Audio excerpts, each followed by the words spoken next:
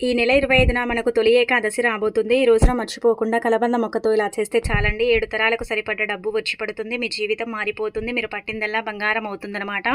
అయితే కలబంద మొక్క గురించి మనందరికీ తెలిసిందే కదా! చాలా శక్తివంతమైన మొక్క. అంటే కలబంద మొక్కలో ముగ్గురమ్మలు కొలువు తీరుతారండి. సరస్వతీదేవి, పార్వతీదేవి, లక్ష్మీదేవి కొలువు తీరే మొక్క కలబంద మొక్క అనమాట. అందుకే కలబంద మొక్కతో ఏంటంటే ఇప్పుడు చెప్పే విధంగా ఈ చిన్న పరిహారం చేసుకోండి. మనకు శనివారంతో కూడి ఏంటంటే కనుక ఏకాదశి వస్తుంది కదా, పరమ పవిత్రమైనదండి. తొలి ఏకాదశి, తొలి పండగ. అలానే కాకుండా ఏంటంటే ఈరోజు మనకు శనివారం కూడా ఉంది. ఇలా రావటం చాలా విశేషమని మనకు వేద పండితులే చెబుతున్నారనమాట. అందుకే ఏంటంటే మీరు ఈ రోజున కొన్ని నియమాలు పాటించుకుంటూ చక్కగా కలబంద మొక్క పరిహారం చేసుకుంటే చాలు, మీ జీవితం అనేది మారిపోతుంది. మీరు అంటే చక్కగా ఏంటంటే కనుక పట్టిందల్లా బంగారం అవుతుంది. 33 కోట్ల మంది దేవతల యొక్క అనుగ్రహం కూడా మీ పైన ఉంటుందన్నమాట. అందుకే ఈ పౌర్ణమి రోజున మర్చిపోకుండా ఏంటంటే ఉదయాన్నే లేచి ఇల్లంతా కూడా క్లీన్ చేసుకొని స్నాన కార్యక్రమాలు చేసి ఉతికిన వస్త్రాలు ధరించి ఇంట్లో ఏంటంటే కనుక చక్కగా పూజ చేసుకోండి. అయితే దీపధూప నైవేద్యాలతో ఈ రోజున ఏంటంటే కనుక పూజ చేయండి. తులసి మాలతో, అలానే కాకుండా మీ దగ్గర ఉండే పుష్పాలతో అలంకరణ చేసి పసుపు కుంకుమలతో బొట్టు పెట్టి స్వామివారికి దీపారాధన చేయండి. పిండి దీపం చేస్తే చాలా మంచిదండి. పిండి దీపం చేయటం వల్ల మీరు కోరిన కోరిక తీరిపోతుందన్నమాట. ఆషాఢ శుద్ధ ఏకాదశిని తొలి ఏకాదశి అంటారు. దీనినే శ్రైన ఏకాదశి, పేలాల పండగ అని కూడా అంటూ ఉంటారు. కాబట్టి ఇది చాలా పవిత్రంగా మనం భావించుకుంటాము.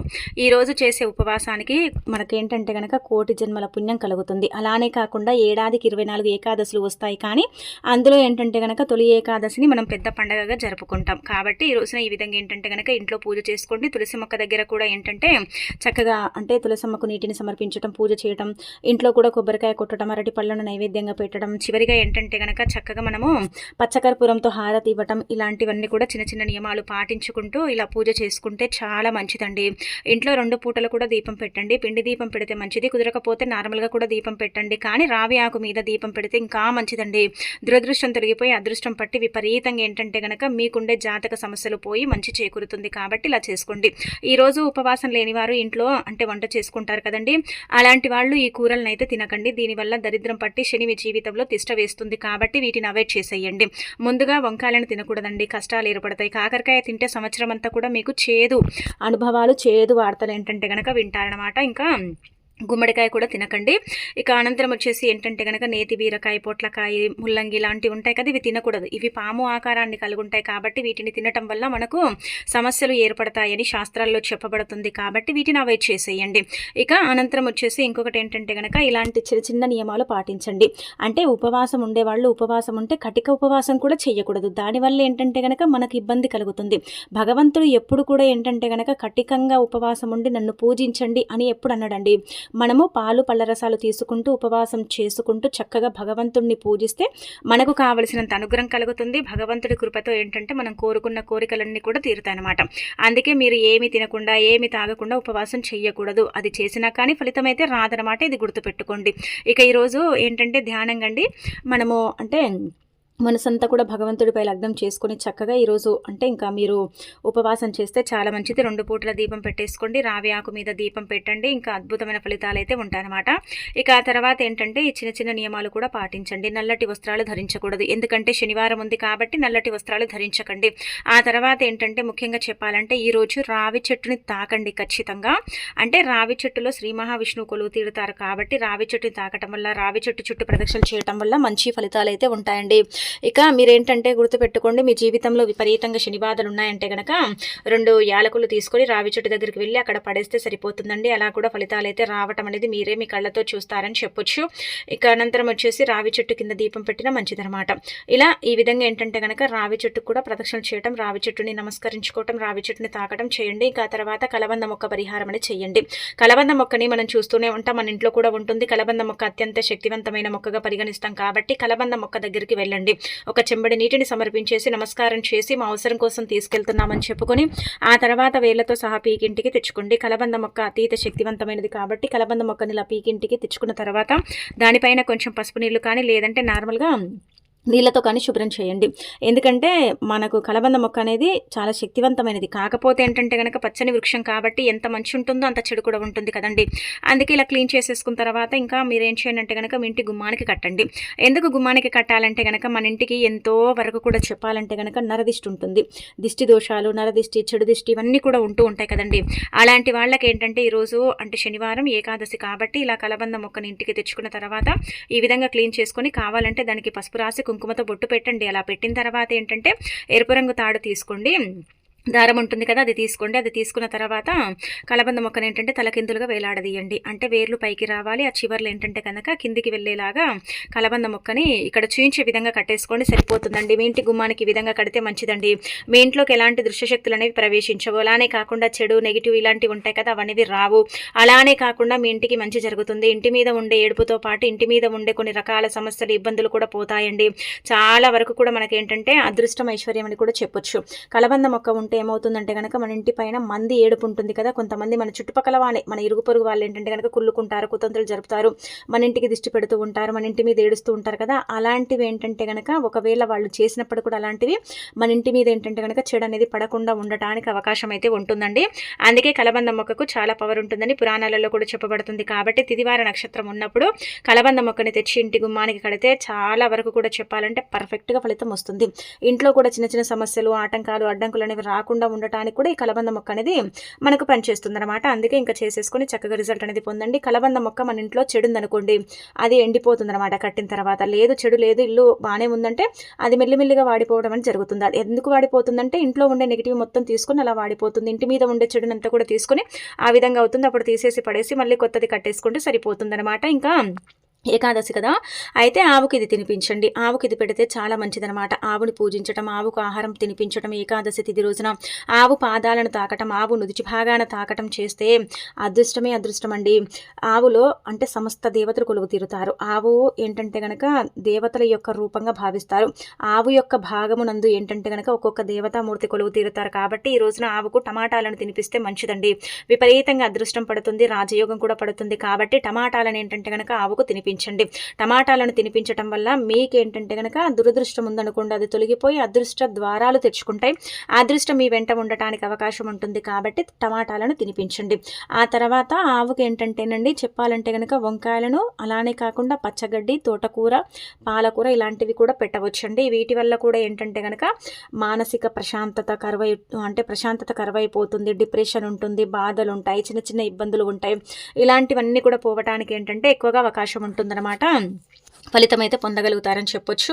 అందుకే చేయండి. ఏదైనా బలమైన కోరిక ఉంది, అది తీరట్లేదంటే కనుక బెల్లంతో కూడిన రొట్టెని కానీ, బెల్లం నీళ్లు కలిపిన అంటే బియ్యపిండిలో బెల్లం నీళ్లు పోసి ముద్దలాగా చేసేసి ఆవు దగ్గరికి వెళ్ళి పెట్టిన, వివాహం కాని వారికి వివాహం జరగటం, వివాహ ప్రయత్నాలు చేసే వాళ్ళకి అవి ఫలించటం, ఉద్యోగం లేని వారికి ఉద్యోగం రావటం, ఇలాంటివి జరగటానికి అవకాశం ఉంటుంది. కాబట్టి బెల్లంతో కూడిన ఆహారం ఏంటంటే కనుక ఏకాదశి తిథి రోజున ఆవుకు పెట్టాలన్నమాట. అలా పెడితే మంచిదని మనకు శాస్త్రంలో చెప్పబడుతుంది. కాబట్టి బెల్లంతో కూడిన ఆహారం పెట్టండి. మీకుండే కోరికలన్నీ కూడా తీర్చుకోండి. ఇంకా ఏకాదశి తిథి రోజున యాలకులు కొంటే మంచిదండి. విపరీతమైన అదృష్టం పడుతుందన్నమాట. యాలకులకు అతీత శక్తి ఉంటుంది. కాబట్టి యాలకులు కొనండి. ఒక చిన్న 10 రూపాయల ప్యాకెట్ అయినా సరే తెచ్చుకోండి, ఇంటికి చాలా మంచిది. అయితే ఈరోజు మీరు దీపం పెడతారు కదా, దీపం పెట్టిన తర్వాత ధన ద్వారాలు తెచ్చుకోవాలన్నా, ధనం రావాలన్నా, సంపద పెరగాలన్నా, మీకు అంటే డబ్బు మీ చేతిలో ఉండదు, నిలవదు, చాలా ఖర్చు అయిపోతుందని మీరు అనుకుంటున్నా సరేనండి, దీపం పెట్టిన తర్వాత మీరు తెచ్చుకున్న యాలకుల ప్యాకెట్ ఉంటుంది కదా, అందులో నుంచి ఒక్క యాలకాయని తీసేసి వెలుగుతున్న దీపంలో యాలక్కాయని తీసుకొని చేతిలో పట్టుకొని సంకల్పం చెప్పుకొని యాలక్కాయని ఏంటంటే కనుక దీపంలో వేయండి. దీపం అంటే 2 పూటలు కూడా ఇదే యాలక్కాయతో దీపం వెలిగించండి. అలా వెలిగించేటప్పుడు మనం అంటే వేసిన తర్వాత సంకల్పం చెప్పుకోవాలి. అంటే ధన ద్వారాలు తెచ్చుకొని ధనం రావాలి, ధన సమస్య పూర్తిగా పోవాలి, మంచి ఫలితాలతో మన జీవితం మారాలి అన్నట్టుగా సంకల్పం చెప్పుకొని యాలక్కాయని వేసేసి దీపం అనేది పెట్టండి. ఇలా పెడితే అదృష్టం, ఐశ్వర్యంతో పాటు లక్ష్మీదేవి అనుగ్రహం కలిగి సంపద పెరిగి మీ జీవితం అనేది మారిపోయి మీకంతా కూడా మంచి చేకూరుతుందని చెప్పొచ్చు. కాబట్టి యాలకులతో ఈ విధంగా చేయండి. ఆ తర్వాత 5 యాలకులు తీసేసి వెంకటేశ్వర స్వామి పటం ముందు పెట్టి పూజించుకుని అనంతరం వాటిని ఏంటంటే కనుక బీరువాలో దాచుకుంటే చాలు. ధనం రావటమే కానీ పోవటం అనేది జరగదు. డబ్బు సమస్య ఏదైతే ఉంటుందో దాని నుంచి మీరు బయటపడతారు. బీరువాలో కూడా ఏంటంటే కనుక డబ్బు అంటే నిల్వ ఉంటుందన్నమాట. కాబట్టి ఈ విధంగా చేసుకోండి. ఇలా చిన్న చిన్న నియమాలు పాటించుకుంటూ ఈ రోజున కనుక ఈ విధంగా చేసుకుంటే మీ యొక్క జీవితం అనేది మారిపోతుంది. ఇంకా ఆ తర్వాత రావి చెట్టుని తాకండి. రావి చెట్టు అత్యంత పవిత్రమైన చెట్టుగా పరిగణిస్తారు. రావి చెట్టుని తాకితే సమస్త పాపాలు తొలగిపోతాయి. సమస్త పాపాలు వెళ్ళిపోతాయి మన జీవితంలో నుంచి. మనకు అదృష్టము ఐశ్వర్యం కూడా కలుగుతుంది. రావి చెట్టుని తాకినా, రావి చెట్టుని ముట్టుకున్న 2 చేతులతో, రావి చెట్టు అంటే నీటిని సమర్పించిన, రావి చెట్టు కింద ఒక చిన్న దీపం పెట్టినా సరేనండి, మనకు జన్మల దరిద్రాలు పోతాయని పురాణాలలో చెప్పబడుతుంది. కాబట్టి ఖచ్చితంగా ఏంటంటే కనుక ఈ విధంగా మీరు పరిహారం అనేది చేసుకోండి. ఆ తర్వాత ధనపరంగా, అప్పుల పరంగా ఈ పరిహారం కూడా చేయండి. రావి చెట్టుని తాకి ఒక రావి ఆకుని, పెద్ద సైజులో ఉండే ఆకుని కోసుకొచ్చుకొని అందులో ఏంటంటే 1 స్పూన్ కుంకుమ, 1 స్పూన్ పసుపు, చిన్న నిమ్మకాయ సైజ్ అంత బెల్లము, 5 రూపాయల బిళ్ళ ఎర్రపప్పు 1 స్పూన్ అంతా పోసి, టీ స్పూన్ అంతా, ఆ తర్వాత దాన్ని ఏంటంటే కనుక చేతిలో పట్టుకొని మీకుండే అప్పుల సమస్యలండి, అంటే మీ జీవితంలో మీకు చాలా వరకు కూడా అప్పులు ఉండే ఉంటాయి. అప్పుల వల్ల మీరు చాలా సఫర్ అవుతారు కదా, అప్పుల వల్ల మీరు ఇబ్బంది పడిపోతారు కదా, అప్పు సమస్య పోవాలనుకుంటారు కదా, అలాంటి వాళ్ళు ఏంటంటే ఖచ్చితంగా గుర్తుపెట్టుకోండి, ఈ పరిహారం అనేది చేయండి. అలానే కాకుండా మీరు ఈ పనిని చేయటం వల్ల, ఈ పరిహారం చేసుకోవటం వల్ల మీ లైఫ్లో ఉండే కొన్ని రకాల బాధలు కూడా పోతాయండి. ఒక రకంగా చెప్పాలంటే అప్పులు ఇచ్చే స్థాయికి వెళ్ళే అవకాశం ఉంటుంది, అప్పులు తీర్చుకోగలుగుతారు, అప్పు సమస్య ఏదైతే ఉంటుందో దాని నుంచి మీకు విముక్తి కలుగుతుందన్నమాట. రావి ఆకు మీద ఇవన్నీ కూడా పెట్టినప్పుడు అవి పవిత్రంగా మారతాయి. అలా పవిత్రంగా మారిన వాటితో ఏంటంటే కనుక మనం పరిహారం చేసుకుంటే ఇంకా మనకు అధికంగా ఫలితం వస్తుంది.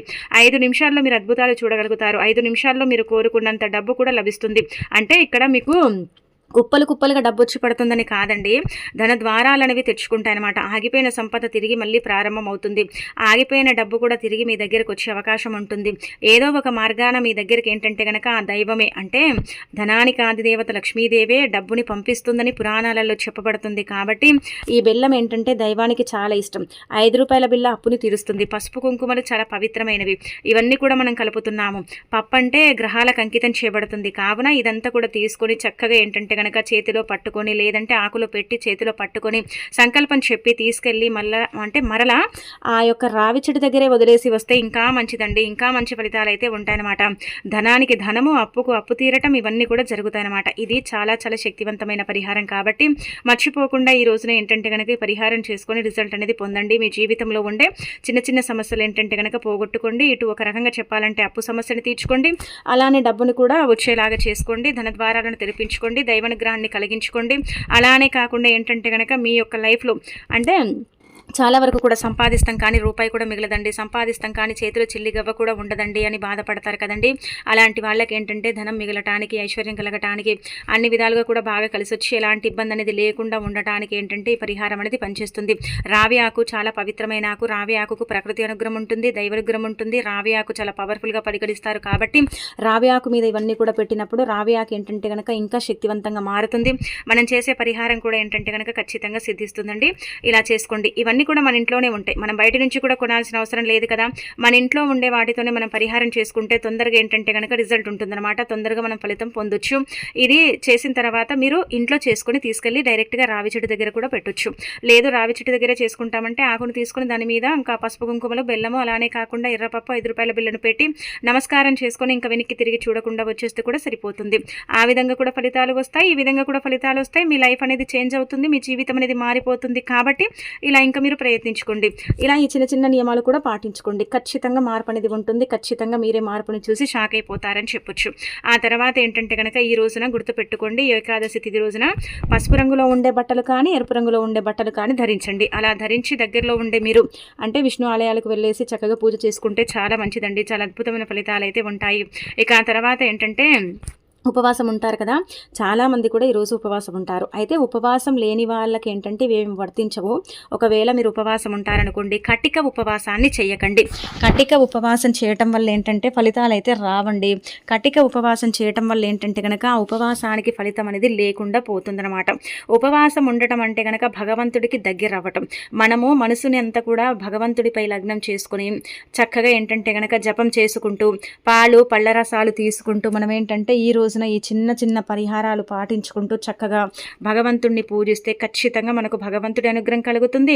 అన్ని విధాలుగా కూడా బాగా కలిసి వస్తుంది. ఉపవాసం ఉన్న ఫలితం కూడా లభిస్తుందని చెప్పొచ్చు. కాబట్టి పాళ్ళు పళ్ళ రసాలు తీసుకుంటూ ఉపవాసం చేస్తే కోటి జన్మల పుణ్యం వస్తుందండి. అయితే ఇలా చేసుకోండి. ఇంకా అనంతరం ఈ రోజు మనకు తొలి ఏకాదశి కదా, ఈ రోజున శనివారం కూడా ఉంది కదండి. కొన్ని వస్తువులని కొనకండి. వీటి వల్ల ఏంటంటే కనుక దురదృష్టం పడుతుందన్నమాట.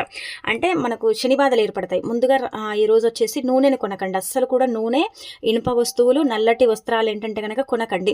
వీటి వల్ల ఏంటంటే శని మీ జీవితంలో పెరిగిపోయి మీకేంటంటే కనుక అనేక రకాల కష్టాలు వస్తాయి. అష్ట కష్టాల బారిన మీరు పడిపోతారు. కాబట్టి ఈ వస్తువులని ఏవైనా సరే స్టీల్కి సంబంధించిన వస్తువులు కావచ్చు, నల్లటి అంటే వస్త్రాలు కావచ్చు, వస్తువులు కావచ్చు, నూనె, మంచి నూనె, కొబ్బరి నూనె ఇలా మనం కొంటూ ఉంటాం కదా, అవి కొనకూడదండి ఈరోజు. అవి కొంటే ఏంటంటే మన జీవితంలో రాహుకేతు ప్రభావాలు కూడా ఏంటంటే కనుక వెంటాడతాయి అనమాట. వాటిని అవాయిడ్ చేసేయండి. ఖచ్చితంగా ఈరోజు తలస్నానం చేయండి. 2 పూటలు స్నానం చేసి ఇంట్లో 2 పూటల దీపారాధన చేయండి. ఆ తర్వాత ఏంటంటే ముఖ్యంగా చెప్పాలంటే ఉపవాసం ఉంటే కటికంగా ఉండకండి. ఈ రోజున ఏంటంటే కనుక పసుపు రంగులో ఉండే బట్టలు కానీ, ఎరుపు రంగులో ఉండే బట్టలు కానీ ధరిస్తే అదృష్టమే అదృష్టం అండి. తొలి ఏకాదశి రోజున ఇలా ధరించి మీరు ఇంట్లో వెంకటేశ్వర స్వామిని పూజించుకుంటే మీకు సంవత్సరం అంతా కూడా ఎలాంటి ఇబ్బంది ఉండదు. మీకు సక్సెస్ అనేది ఎక్కువగా ఉంటుందన్నమాట. అందుకే ఈ రంగులో ఉండే బట్టలు ధరించండి. అద్భుతమైన ఫలితాలను ఏంటంటే కనుక పొందండి. ఇలా చిన్న చిన్న నియమాలు కూడా పాటించుకోండి. ఇంకా అలానే కాకుండా ఈరోజు జుట్టు కత్తిరించడం, గోర్లు కత్తిరించుకోవటం ఇలాంటివి అయితే చేయకండి. వీటి వల్ల కూడా ఏంటంటే శని పెరిగిపోతుంది. మీ జీవితంలో ఇబ్బందులు ఏర్పడతాయని చెప్పొచ్చు. కాబట్టి వీటిని అవాయిడ్ చేసేయండి. ఇంకా మంచి ఫలితాలు అయితే ఉంటాయన్నమాట. ఏకాదశి రోజున ఖచ్చితంగా ఏంటంటే కనుక పేలాల పిండిని తినాలండి. అంటే పేలాలు చేసుకుంటారు, పేలాల పిండి అంటారు కదా, దాన్ని నైవేద్యంగా భగవంతుడికి సమర్పిస్తాం. కాబట్టి ఇవి తింటే వచ్చే వర్షాకాలం కాబట్టి మనకి ఎలాంటి వ్యాధులు అనేవి రావు. ఇదేంటంటే కనుక బాడీని ప్రొటెక్ట్ చేస్తుంది. అలానే కాకుండా ప్రోటీన్ పౌడర్గా కూడా చెప్తూ ఉంటారు. కాబట్టి ఇది తినటం వల్ల మంచి చేకూరుతుంది. కాబట్టి ఖచ్చితంగా మీరు గుర్తుపెట్టుకోండి. ఈరోజు పేలాల పిండి భగవంతుడికి నివేదన చేసిన తర్వాత దాన్ని తింటే మంచిదనమాట.